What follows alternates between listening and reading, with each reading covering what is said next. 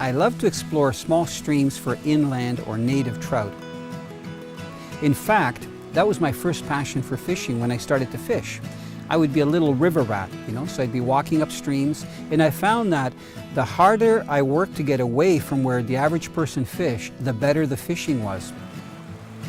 The only problem is that means hiking, sometimes off trails. You have to be prepared for bugs, and you have to watch out for poison ivy. But usually, if you get to those remote areas on a stream, it pays off and you find the trout. Stream trout can hold almost anywhere in the water system, but I find that some of the deeper rapids and smaller pools will hold feeding fish because that's where a feeding lane is created. So the trout will actually wait and hold, sometime in the center of the run or the pool, or sometimes at the tail out, waiting for food to come by. My first choice of lure is a small spinner like a Vibrex #1.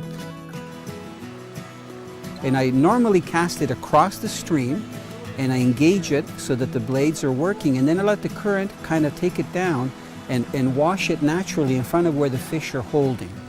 Then when I'm done the drift, I actually reel it up and I recast again. If the pool is deeper, I'll cast more upstream and I'll slowly retrieve it with the current to allow the spinner to go down deeper, because the trout will hold near the bottom in some of the deeper, faster pools. When a trout is holding in the current, it always faces upstream.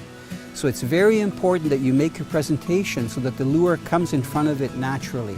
Sometimes I see anglers that cast downstream and reel up, and the lure comes above the fish, and because of the current, it won't go down deep enough and they get very little strikes.